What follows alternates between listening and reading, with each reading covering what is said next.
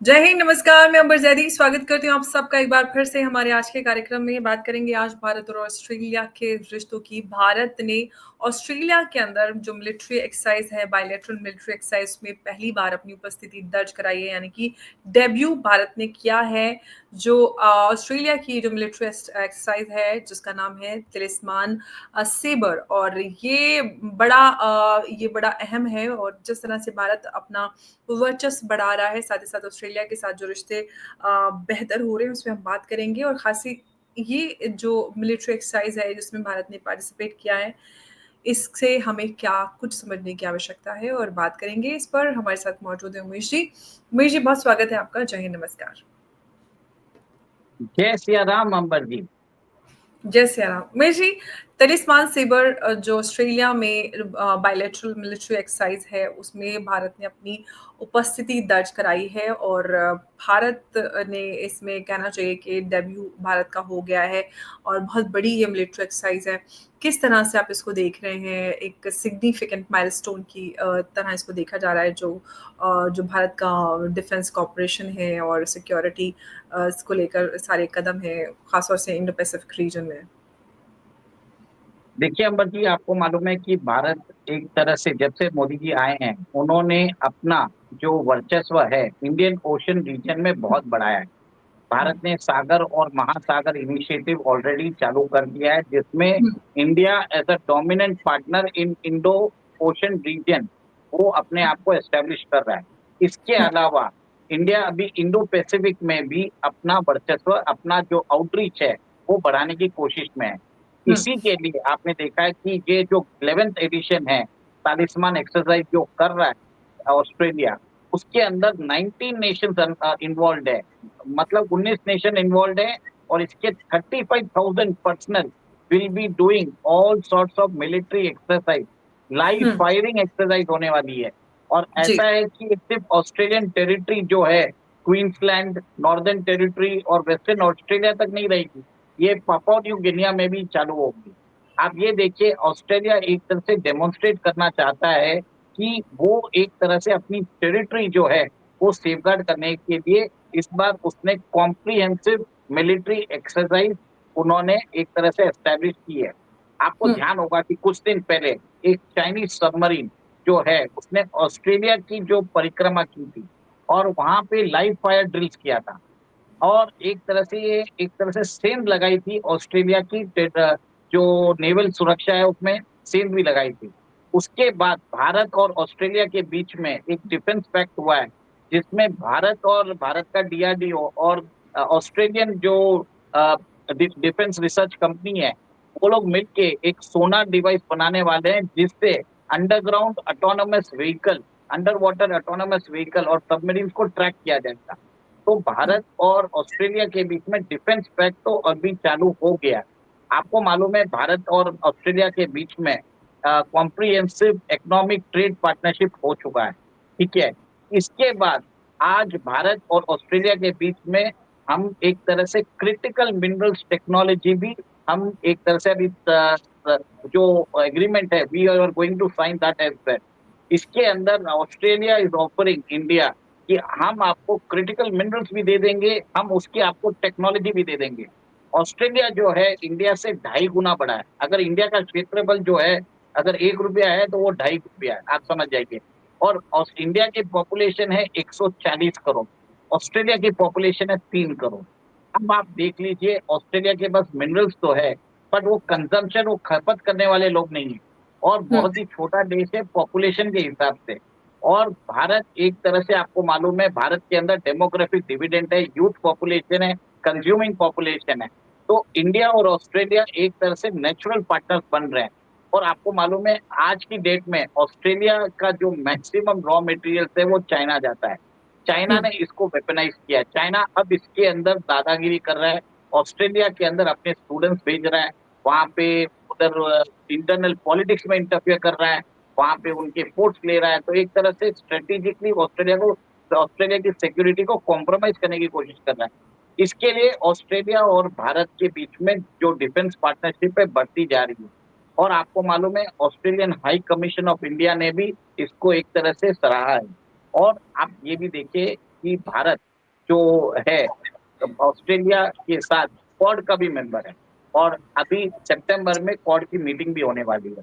और ये 19 देश जो है, इसके अंदर देखिए देश जो है कनाडा है, फिजी है, फ्रांस है, इंडिया है, इंडोनेशिया है, जापान है, नीदरलैंड है, न्यूजीलैंड है, नॉर्वे है, पापुआ न्यू गिनिया है, फिलीपाइंस है, रिपब्लिक ऑफ कोरिया है, सिंगापुर है, थाईलैंड है, टोंगा है, यूके है। तो आप समझ लीजिए countries are there from the ASEAN, countries are there from the G7।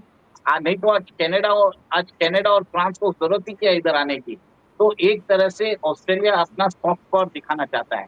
Soft power दिखा के वो एक तरह से चाइना को मैसेज भेजना चाहता है कि आप जो ने जो पुरानी जो गतिविधि की है, जिसमें आपने हमारी सबमरीन, आपकी सबमरीन हमारे जो वाटरवेज में हमारी में भेजे हैं, वो अगली बार मत करें। देखिए ये सब डेमोन्स्ट्रेशन होता है, जिसके अंदर वार्निंग दिया जाता है एग्रेसर कंट्री को। और आपको मालूम है चाइना हमारे यहाँ पे भी अपनी सबमरीन भेजता रहता है। हम्बनटोटा पोर्ट इसने इसके लिए लिया है ताकि भारत के ऊपर सर्वेलेंस कर सके। और इसी के जैसे भारत के ऊपर वो सर्वेलेंस कर रहा है, वैसे ऑस्ट्रेलिया को भी वो परेशान कर रहा है। अब ऑस्ट्रेलिया को भारत की जरूरत है, और भारत को भी उन्होंने इनवाइट किया है कि इंडो पैसिफिक रीजन में वो आके अपना इसमें पार्टिसिपेट करे। लाइव मिल ड्रिल्स एक्सरसाइज होगी, और एक तरह से मैसेज भेजा जाएगा चाइना को कॉम्प्रिहेंसिवली। क्योंकि आपको मालूम है आज की डेट में whoever controls the sea rules the world। और इसी के कारण आप ये देखेंगे कि आपने देखा होगा कि ब्रिटिश भी जब आए थे, वो इंग्लैंड से इधर इसके लिए आए और हमारे पर कब्जा इसके लिए कर सके क्योंकि उनके पास सी डोमिनेंस था। और अगर हम हिस्ट्री में भी जाएं तो हमारी जो चोला डायनेस्टी है तमिलनाडु की, उसकी जो नेवल पावर थी ऐसी थी कि कंबोडिया जाके भी वो लोग जीत के आ चुके थे। तो नेवल पावर सिग्निफिकेंट होता है, और भारत की नेवी को वहां पे बुला के ऑस्ट्रेलिया हम्म। एक तरह से दिखाना चाहता है कि हम अपने ट्रेड रूट, सप्लाई रूट्स, और जो क्रिटिकल मिनरल्स है चाइना के अगेंस्ट हम यूज कर सकते हैं। हम्म। बिल्कुल। और ये बड़ा कहते हैं बड़ा अपडेट है। और इसमें US forces Canada, Fiji, France, Germany, India, Indonesia, Japan, Netherlands और न्यूजीलैंड तमाम सभी कंट्रीज से जो इसमें जो पार्टनर्स थे वो इसमें शामिल हुए और अटेंड किया उन्होंने ये पूरा जो एक्सरसाइज है, मिलिट्री एक्सरसाइज। अब सवाल ये है कि इस तरह की जो एक्सरसाइजेज हैं या ट्रेनिंग्स हैं, उससे क्या कुछ हमें लगता है कि क्या हासिल होता है, क्या अचीव कर पाती हैं जो मिलिट्री पर्सनल्स हैं उनके, अगर आप पॉइंट ऑफ व्यू से बात करें, या फिर ये एक सिंबल है सिर्फ कि हम हमारे डिफेंस टाइज या सिक्योरिटी कॉपरेशन जो है वो स्ट्रांग हो रही है? देखिए 19 कंट्री से 35,000 पर्सनल पार्टिसिपेट कर रहे हैं। और आप सोचिए लाइव मिल ड्रिल एक्सरसाइज होने वाली है, ट्रूप्स के बीच में इंटर ऑपरेटेबिलिटी क्या होता है, क्या कोड फॉलो करना पड़ता है, कैसा ड्रिल्स फॉलो करना पड़ता है, कि फ्यूचर में भी शायद अगर हमें कोई हम्म। अगर समझ लीजिए ब्लॉकेड करना है, और हम्म। कुछ हमें एक तरह से कहीं पे जाके अगर हमें इधर डेमोक्रेसी को रिस्टोर करना है, तो we can hmm. Do it also. अभी देखिए इवन अमेरिका ने पूछा है जापान और साउथ अफ्रीका को, आप क्लियर, जापान और ऑस्ट्रेलिया को, कि आप अपना पोजीशन क्लियर कर लीजिए कि कल अगर ताइवान के ऊपर अगर चाइना हमला करता है तो आप यूएस फोर्सेस की कितनी हद तक मदद कर सकते हो। क्या आप अपने मिलिट्री बेसेस अलाउ करोगे? क्या आप हमें ब्लॉकेड करने की परमिशन दोगे? क्या आप अपनी ट्रूप्स को हमारे यहाँ पे हमारे साथ डिप्लॉय करोगे? तो ये सब प्रश्न उन्होंने क्लियर कट पूछ चुके हैं। और हम्म। चाइना ने डिक्लेयर भी कर दिया है कि by 2027 they are going to annex Taiwan. और ताइवान के लिए उन्होंने, आपने देखा है कि कैसे वो एक तरह से उनके जो एयर डिफेंस जोन में वो अपने एयरक्राफ्ट भेजते रहते हैं। बहुत बार उन्होंने ताइवान को एनसर्कलिंग करने की भी कोशिश कर रहे हैं। उन्होंने एब्सोल्युटली। मिसाइल सिस्टम डिप्लॉय कर दिए हैं। एम्फीबियस जो व्हीकल्स है, टैंक्स है, वो साउथ चाइना सी में भेजने की कोशिश कर रहे हैं। चाइना उसकी प्रिपरेशन करता जा रहा है। और ताइवान आज बहुत इंपॉर्टेंट है क्योंकि जो ताइवान है उसके पास सेमीकंडक्टर्स का 90% प्रोडक्शन है, जो 2 या 3 नैनोमीटर से नीचे होता है वर्ल्ड के अंदर। और जिसके पास आज सेमीकंडक्टर्स होता है, दे रूल द वर्ल्ड। क्योंकि जो सेमीकंडक्टर्स यूज होते हैं डिफेंस में, फिर इसको यूज होता है एयर पावर में, फिर हमारे जितने भी मिसाइल सिस्टम्स हैं, सब जगह आप देखिए, इवन ऑटोमोबाइल्स में भी आप ये देखिए कि वी यूज दिस सेमीकंडक्टर्स। तो एक तरह से अमेरिका चाहता है कि वो कमिटमेंट मिले उसको जापान और ऑस्ट्रेलिया से। और ऑस्ट्रेलिया भी इस तरह से जानबूझ मेरे ख्याल से ऑस्ट्रेलिया ने भी इस मिलिट्री एक्सरसाइज को इतना कॉम्प्रिहेंसिव इसके लिए किया क्योंकि फ्यूचर में चाइनीज का जो ताइवान इन्वेशन हो सकता है। आप देखिए इसके अलावा जो कंट्रीज जिन्होंने इसमें भाग लिए हैं, फिलीपाइंस है, उसका तो ऑलरेडी चाइना के साथ प्रॉब्लम चल रहा है। साउथ कोरिया है, साउथ कोरिया और चाइना के बीच में प्रॉब्लम्स ऑलरेडी है क्योंकि नॉर्थ कोरिया को सपोर्ट कौन कर रहा है? चाइना ही कर रहा है। आप ये हम्म। देखिए कि ये सब कंट्रीज आगे जाके यूएस जब अगर बाय चांस चाइना ताइवान पे हमला करता है तो उस समय रिस्पॉन्स कौन सा होगा, ये सारे कंट्रीज उसी के स्पीयर में है। नहीं तो आज कनाडा को इस तरह इन्वॉल्व होने की जरूरत नहीं थी, यूके को इन्वॉल्व होने की क्या जरूरत है। फ्रांस का तो इसके लिए है कि फ्रांस का जो कैटेलोनिया आइलैंड है वो यहाँ पे फ्रेंच टेरिटरी है, इसके लिए फ्रांस इन्वॉल्व हुआ है। तो ये एक तरह से ब्रॉड बेस ग्रुप है, एक ब्रॉड बेस अलायंस है, अनडिक्लेयर्ड है अभी तक तो, जिसमें मिलिट्री प्रिपरेशन किया जा रहा है ताकि फ्यूचर इन्वेशन अगर ताइवान पे होता है उस समय फोर्सेस के बीच में कैसा कोऑर्डिनेशन होना चाहिए, कैसा उनके बीच में देखिए सारे लोग अपने वेपन सिस्टम लेके आएंगे। जैसे आपको मालूम है इसके अंदर ऑस्ट्रेलिया अपनी जो प्रिसीशन स्ट्राइक मिसाइल्स है वो डिस्प्ले करने वाला है और अपने जो ब्लैक हॉक हेलीकॉप्टर्स है जो उसने यूएस से लिए हैं वो प्रदर्शित करने वाला है। तो ये इससे क्या होगा, सारे एलाइज को एक दूसरे की जो वेपन सिस्टम है उसके बारे में भी मालूम होगा। तो वो लोग वर्क कर सकते हैं, स्ट्रेटेजी वर्क कर सकते हैं कि कैसे इफेक्टिव डिप्लॉयमेंट करें और रियल टाइम वॉर सिनारियो में वो वेपन सिस्टम्स को इफेक्टिवली चाइना के अगेंस्ट कैसे यूज करना है for a possible इन्वेशन on Taiwan which can happen any time.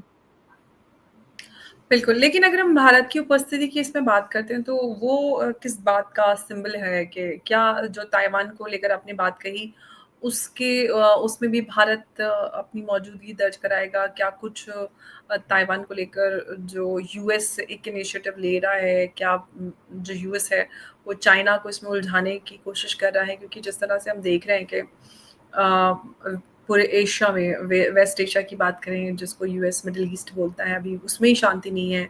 Iran है और ये पूरा अब इधर ताइवान और चाइना और प्लस अभी हमने भारत और पाकिस्तान का भी देखा।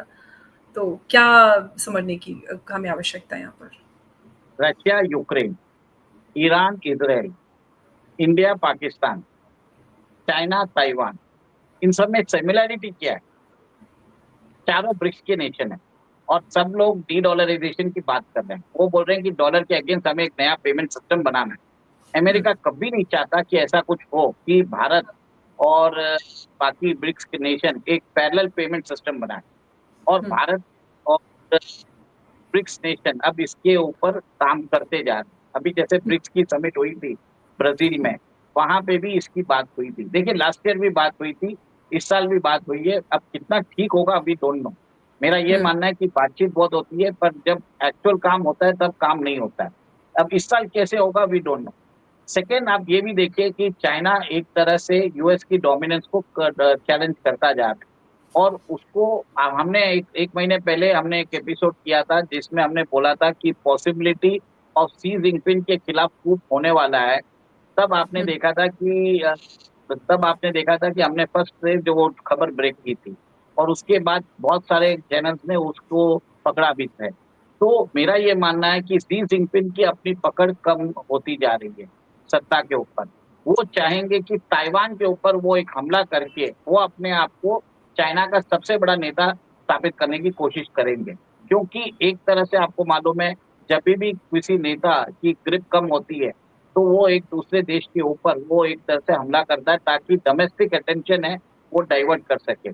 सेकंड आप ये भी देखिए इतने सारे नेशन जो भी है ब्रिक्स के मेंबर्स हैं वो एक पैरेलल पेमेंट सिस्टम की बात भी कर रहे हैं। तो अमेरिका चाहता भी है कि एक वॉर अगर वो साउथ चाइना सी में चालू हो जाए जिसमें चाइना को भी हम वैसे ही उलझा दें जो जैसे हमने रशिया को उलझा के रखा है यूक्रेन में, वो वैसी स्थिति अमेरिका चाहता है। देखिए अमेरिका ने ऑलरेडी जो है अपने आप को चाइना से अपने आप को अपनी सप्लाई जो है इंसुलेट कर लिया है। बहुत आज अमेरिका का सबसे बड़ा ट्रेडिंग पार्टनर चाइना नहीं है, मेक्सिको है।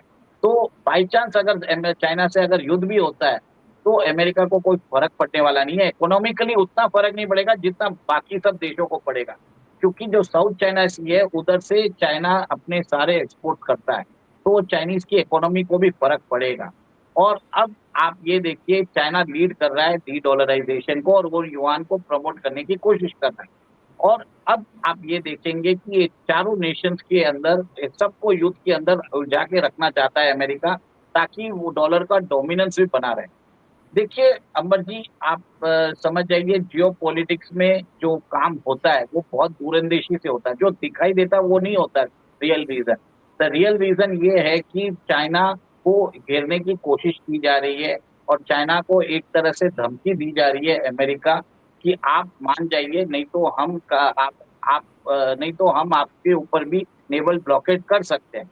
इतने दिन अमेरिका कुछ नहीं बोल रहा था और सडनली आपने देखा है कि कैसे ताइवान को उन्होंने आर्म्स एंड एम्यूनिशन देना चालू कर दिया है।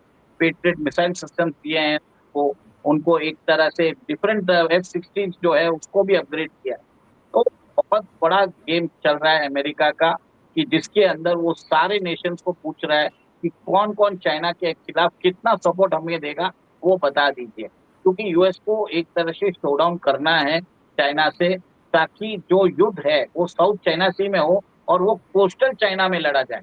देखिए चाइना का जो प्रॉस्पेरिटी जो एरिया है वो कोस्टल चाइना है। 32% जो कोस्टल चाइना है उसमें 96% पॉपुलेशन रहती है।